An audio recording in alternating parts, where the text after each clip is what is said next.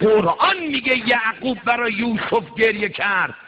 یعقوب پیغمبر، یوسف پیغمبر. یعقوب میدونست یوسفش کجاست، میدونست سالمه، میدونست در کاخه، میدونست مشکل ندارد، پیغمبر خدا بود، میدونست و گریه میکرد.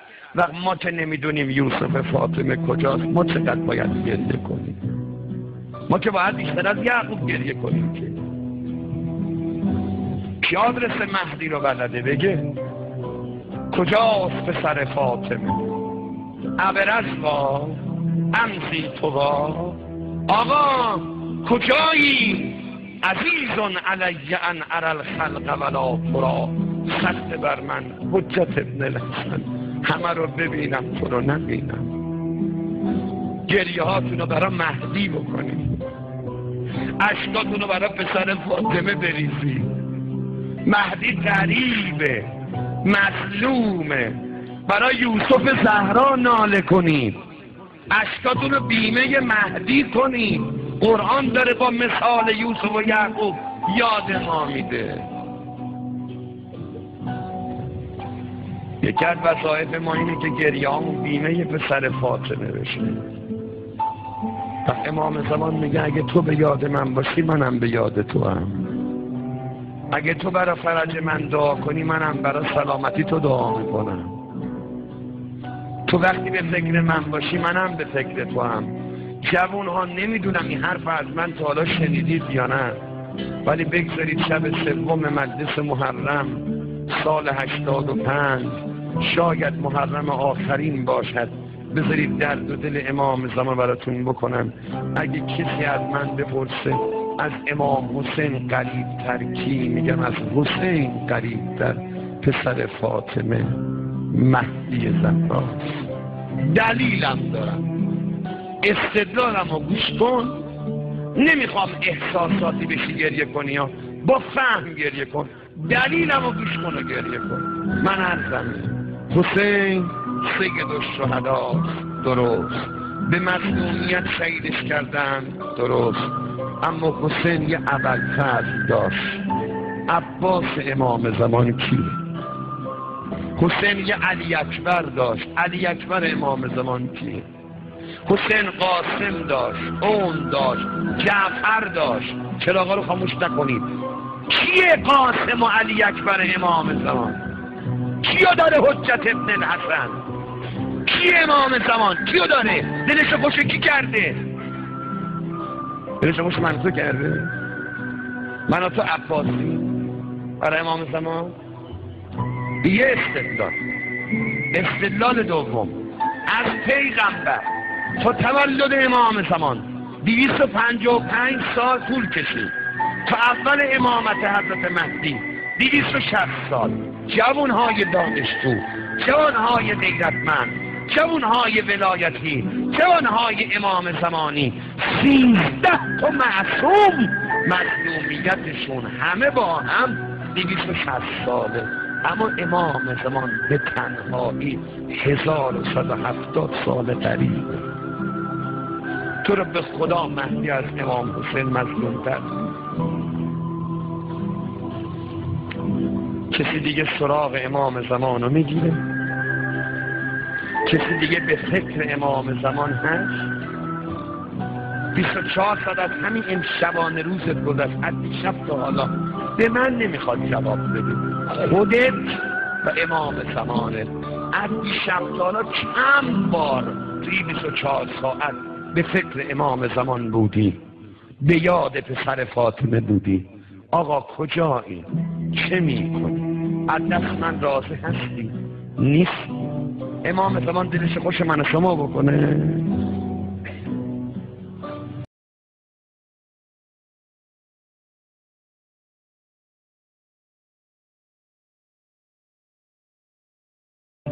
خبر نداره امام زمان پیغام بده ماه مبارک رمضان پارسال که امام زمان علیه السلام روز 13 ماه رمضان تو جمع کلان خدمت یکی از علما، خدمت آقا رسید، میگه دیدم چشمای مهدی فاطمه کوچولو شده، زیر چشمای امام زمان کبود شده.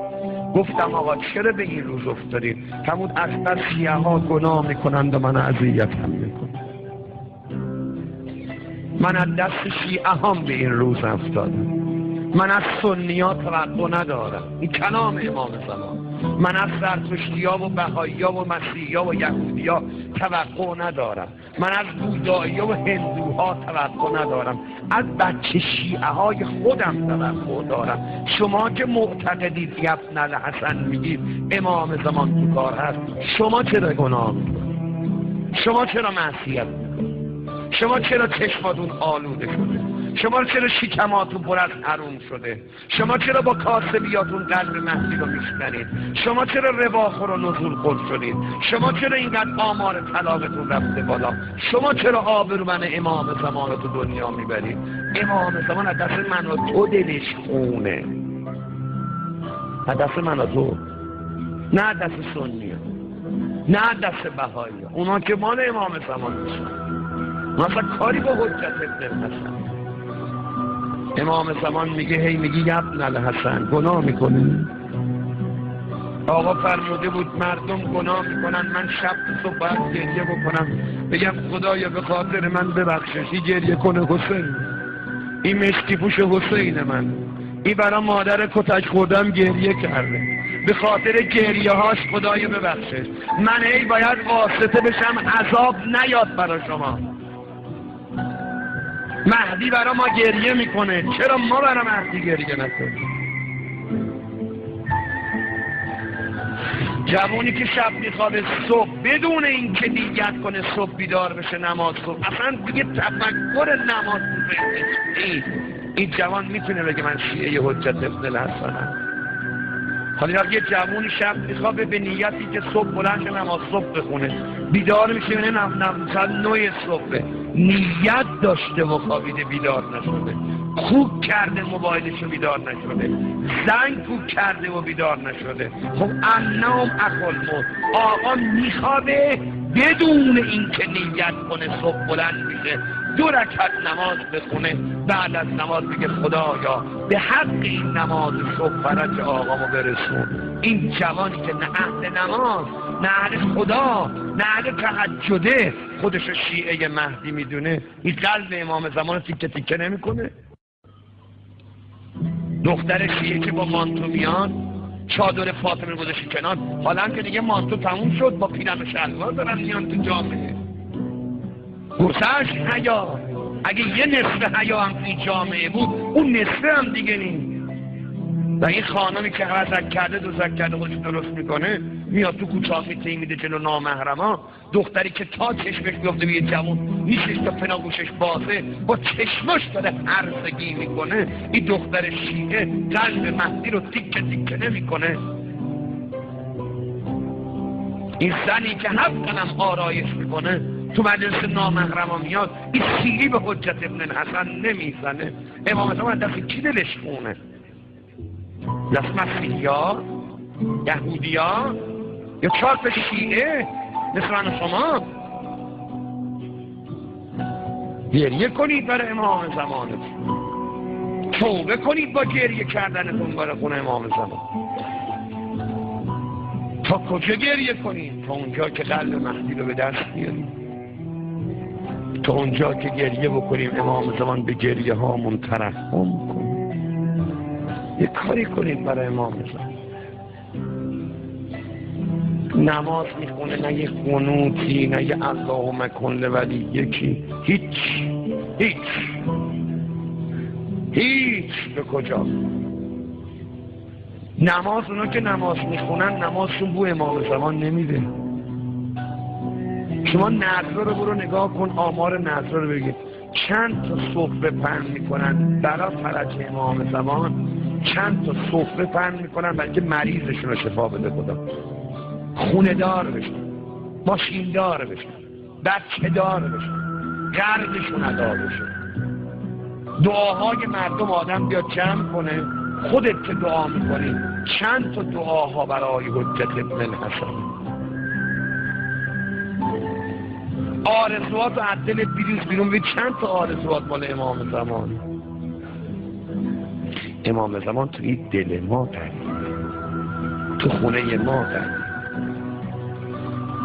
دخترت الله مکنه ولی یکی یادش دادی بچه کوچولو تو شعرهایی که تو تلویزیون میخونند و همه رو حفظن، همه رو، تمام خواننده ها رو میشناسه بچه، تمام هنرپیشا رو میشناسه، تمام فوتبالیست ها رو میشناسه، همه برنامه ها رو میدونه، شنبه کانال یکی داره، دوشنبه چی داره، کدوم سریال کی پخش میشه، همه حواسه رفته تو این تلویزیون، تو این قوطی جادو و سحرآمیز. ولی پسرت خبر داره، دختر خبر داره امام زمان اسمش کیه؟ قرار کی بیاد؟ برای چی نمیاد؟ اینقدر که سریال رو دنبال میکنید ببینید این سریال بعدش چی میشه. وقتی هم نبینی از خط تو میپرسی دیشب من خوابم برد نتونستم ببینم، پرسیدی این جمعه چه خبر؟ از امام زمان چه خبر؟ به اندازه یه سریال برای حجت ابن الحسن ارزش قائلیم؟ به اندازه یه فیلم سینمایی، به اندازه یه مسابقه فوتبال جوونا که چند شدند و کی برد و کی باخت، به اندازه یه توپ ورزشی برای حجت ابن الحسن ارزش قائلیم؟ چقدر مایه اومدی برای امام زمانه؟ مگه شیعه نیستی شما؟ از کی سوال کردی؟ پیش کی رفتی؟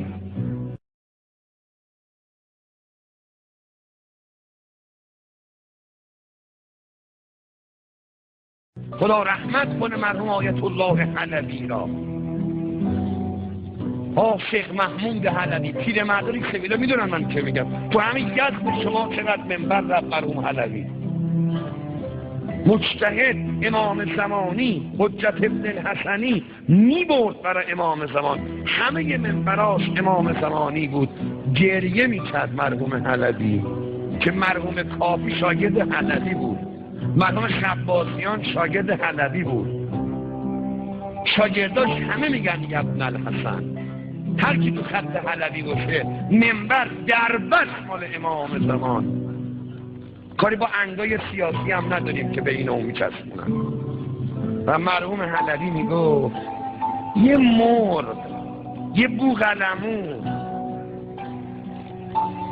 یه مرغ تو خونت باشه ببین تو رو به خدا کار. و خودشون گریه میکرد، گفت امام زمان منو ببخش، من چیکار کنم؟ جامعه منو به اینجا رسونده این مثال بزنم. هی میزد بودن، گفت ای وای بر من چه خاکی مثلا گم دست مردم و بی تفاوتی مردم که مجبورم این مثال بزنم. یه مرغ، یه بوقلمون تو حیات خونت باشه، یه رو بیای ببینی نیست و احتمال بدی در باز بوده رفته بیرون، تا کجا دنبالش میری بگردی؟ از همسایا میپرسی بوقلمون منو ندیدی؟ مرغ منو ندیدی؟ میای تا سر کوچه از مغازه دارا میپرسی، میگردی کل محل رو که یه مرغ تو پیدا کنی. چند سالته؟ 50 سالته؟ 50 سال امام زمان تو نمیدونی کجاست، کجا دنبالش باشی؟ کی رفتی میپرسی پسر فاطمه کجاست؟ چرا دلامونو دادیم به دنیا؟ خالی کردیم دلمون از عشق مهدی فاطمه. به اندازه یه سند خونه که گم میشه خونه رو زیر رو میکنی، یه چکت گم میشه اگه سفید امضا باشه شب خوابت نمیبره، امام زمان به اندازه دست چک قبول بکن، به اندازه یه سند. ای داد بیداد امام زمان دلش خون، ولی خوش بال اونایی که بلند میشن یبنن.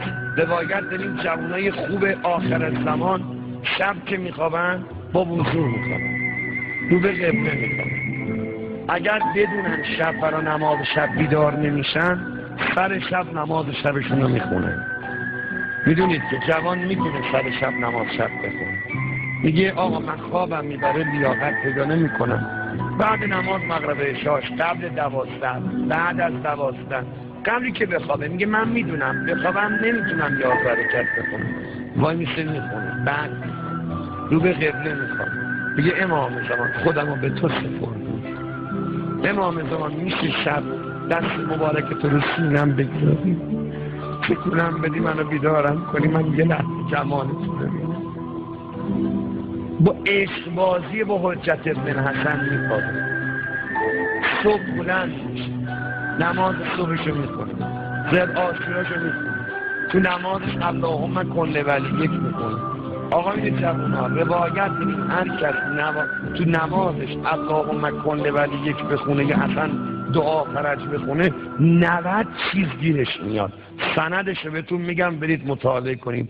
کتاب موعودنامه یا الفبای مهدویت، هر کی درباره امام زمان چیزی میخواد بدونه تمام مطالب ناب رو آقای تونه‌ای در این کتاب جمع کرده.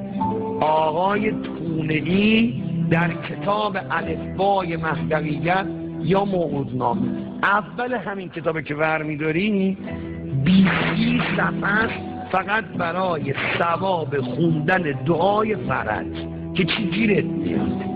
تا میگه اللهم کن ولی یک دست بالا میکنی، امام زمان هر جا باشه دست بلند میکنه، میگه خدایا به خاطر من مهدی این جوان هر چی میخواد بشه، خدایا ببینی به یاد منه، منم به یاد او هم. خدایا امروز روز خوشی باشه براش، امروز کمکش کن گناه نکنه. صبح که بیدار میشه نمازشو با اللهم کن ولی یک. وقتی از خونه میخواد بره دانشگاه، میخواد بره بیرون، امام زمانی اینطوری هم دم در میگه یا صاحب الزمان من خودمو به تو سپردم. آقا خودت میدونی خیابونا چه خبره، آقا خودت میدونی تو این پیاده روها چه خبره، آقا میدونی زنها امروز تو جامعه دارن چه میکنن، آقا میدونی توی دانشگاه ها چه خبره، آقا خودت میدونی هر کی بخواد ایمانش حفظ کنه خیلی سخته. آقا من نمیخوام گناه کنم، تو کمکم کن، تو دست منو بگیر. اگر خودتو به امام زمان بسپاره امام زمان دستتو میگیره، بخوای گناه نکنی امام زمان دستتو میگیره.